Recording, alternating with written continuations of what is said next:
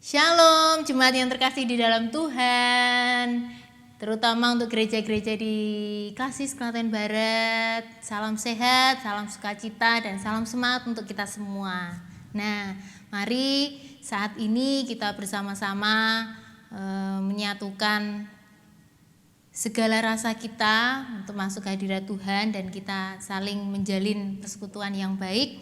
Kita akan menyanyikan Kidung Jemaat, pelengkap Kidung Jemaat PKJ 219 bait yang pertama, di saat ini ku angkat tembang.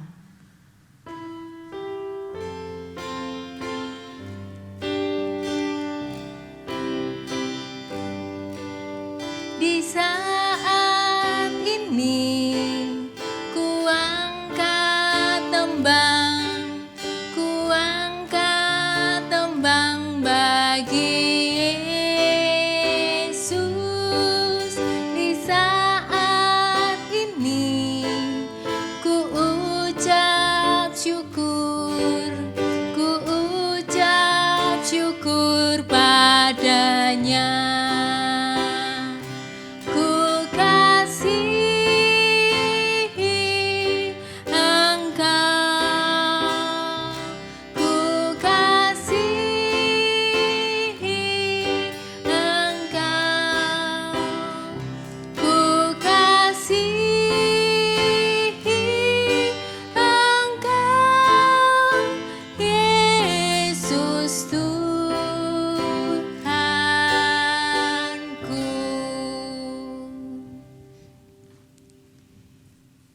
Mari sebelum kita bersama-sama bersaat teduh menghayati firman Tuhan, kita akan bersatu di dalam doa kita.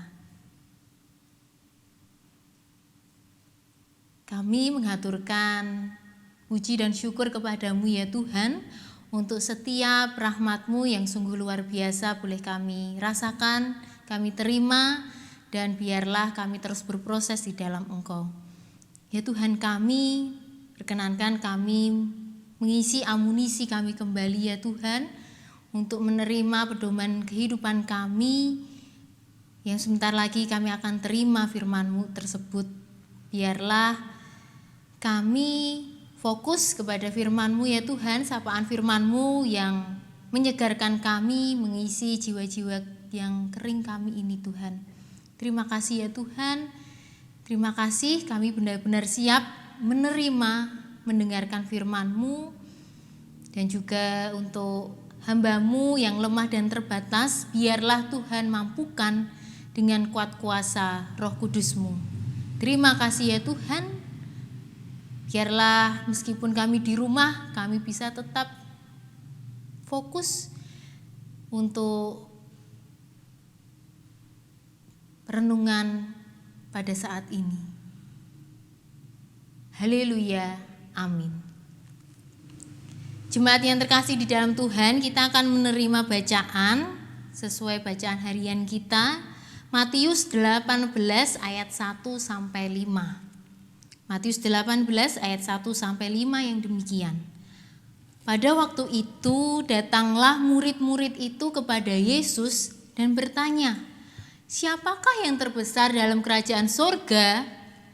Maka Yesus memanggil seorang anak kecil dan menempatkannya di tengah-tengah mereka, lalu berkata, "Aku berkata kepadamu, sesungguhnya jika kamu tidak bertobat dan menjadi seperti anak kecil ini, kamu tidak akan masuk ke dalam kerajaan surga. Sedangkan barang siapa merendahkan diri dan menjadi seperti anak kecil ini, dialah yang terbesar dalam kerajaan surga. Dan barang siapa menyambut seorang anak seperti ini dalam namaku, ia menyambut aku." Demikianlah pembacaan firman Tuhan. Yang berbahagia ialah setiap kita yang mendengarkan, menerima, terlebih dengan penuh setia melakukan di kehidupan sehari-hari. Haleluya. Mau merendah seperti anak-anak. Bapak, Ibu, Saudara, adik-adik yang terkasih, di dalam bacaan ini kenapa ya? Kok tuh murid-murid Tuhan Yesus itu bertanya siapa yang terbesar dalam kerajaan surga? Ini tujuannya apa ya? Apa mau menunjukkan eksistensinya, apa menunjukkan kayaknya aku yang lebih well, yang lebih good, yang lebih baik deh.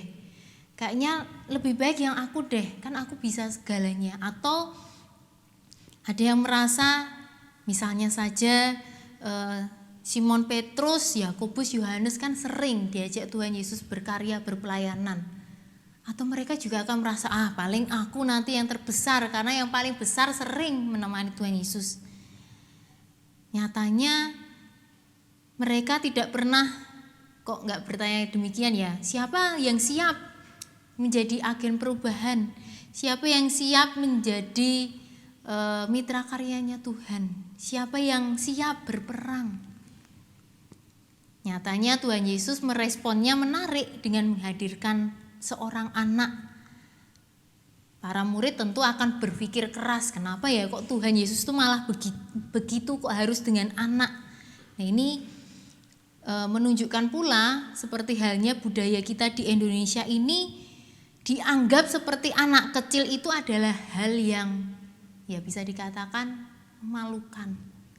Ya karena persepsi orang itu seringkali terhadap anak-anak adalah digambarkannya, dijelaskannya sebagai anak itu cengeng atau terlalu polos atau manja atau maunya itu yang gampang-gampang, dan persepsi-persepsi yang sekiranya bisa dianggap agak negatif ya. Nah, ini sangat disayangkan.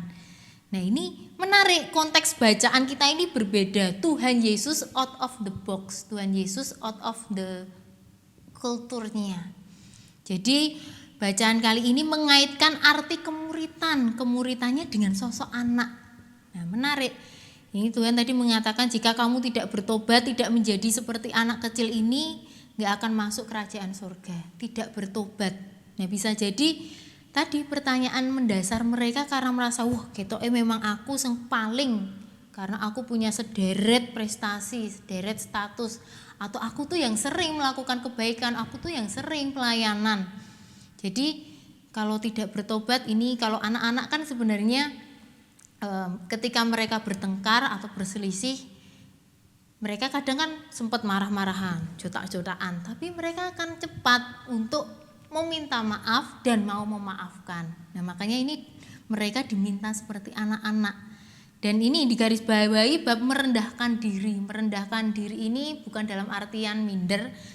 Tentu saja di sini bukan juga sifat anak-anak, bukan sifat anak-anak yang cengeng atau polos atau manja yang khasnya anak kecil, tapi ini merendahkan, ini posisinya gini, kita menganggap diri kita itu ya wong biasa, kita posisinya itu tidak merasa menjadi orang berkuasa, tidak merasa menjadi orang yang serba well atau serba tahu. Jadi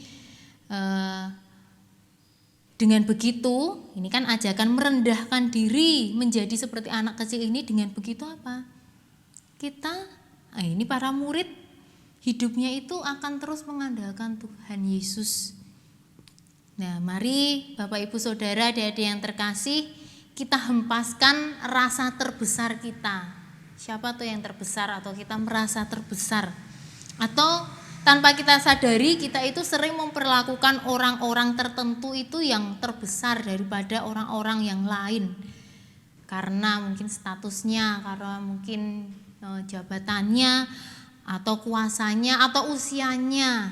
Lalu yang merasa itu, misalnya usianya lebih tua, kayaknya ini aku lebih pengalaman, aku lebih bisa, terus menganggap yang lain itu biasa aja. Nah ini ajakan Tuhan Yesus adalah kita bisa saling menempatkan posisi ya, seperti anak-anak itu apa ya, dengan keceriaannya, semangatnya, tidak memikirkan yang bab kuasa, bab yang terbesar, malah akan menjadi dirinya sendiri, mau terus bertumbuh, berkembang dengan dinamika yang ada.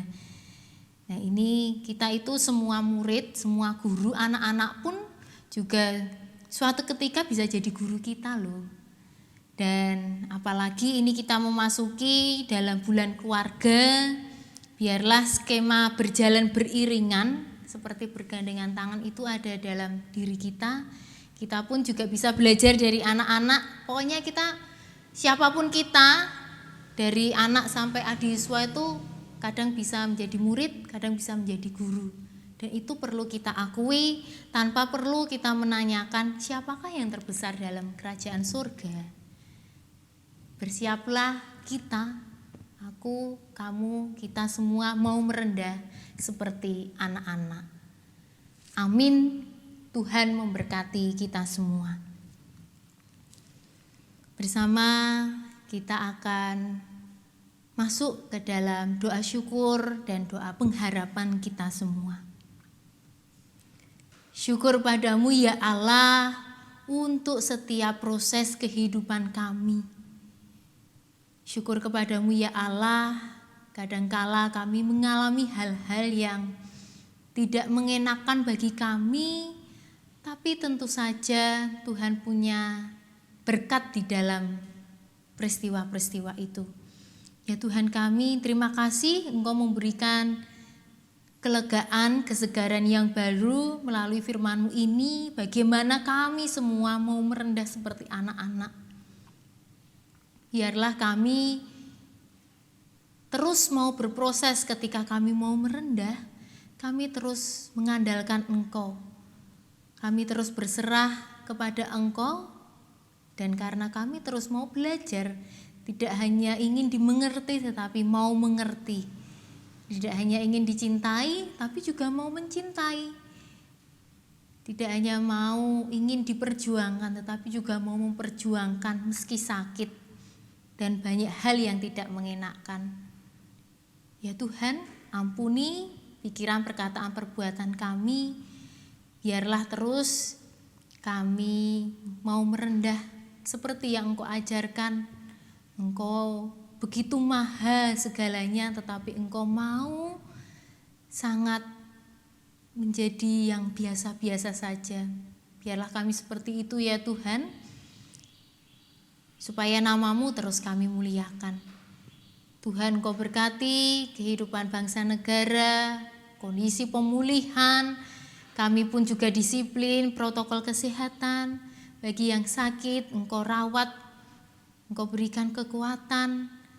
Yang berduka, Tuhan beri penghiburan. Yang belajar, nara didik-Mu dan juga para pendidik, juga Tuhan kuatkan dengan daya ketelitian, semangat, kepandaian. Juga setiap gereja-gereja-Mu yang melayani dengan cara transformatif, Tuhan juga yang memampukan, memberkati semuanya Tuhan, yang terus menjaga dan memberikan kesegaran. Inilah ya Tuhan, doa syukur dan pengharapan kami, di dalam Kristus Yesus kami berdoa. Amin. Jemaat yang terkasih di dalam Tuhan Yesus Kristus, mari kita merasakan syukur untuk setiap hal yang boleh kita nikmati dengan menyanyikan nyanyian Kidung Baru NKB 133 bait yang pertama dan yang ketiga. Syukur padamu ya Allah.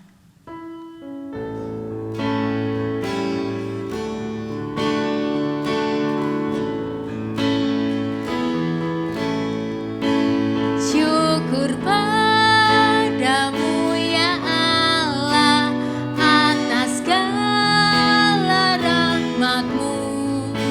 Syukur atas kecukupan dari kasih-Mu.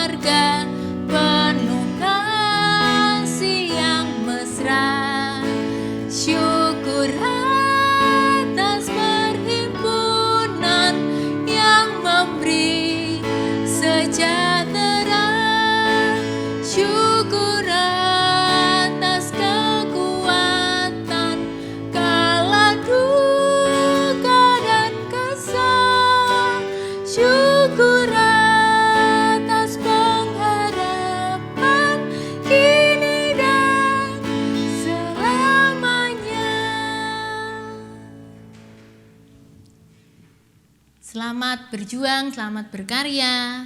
Tuhan memberkati kita semua.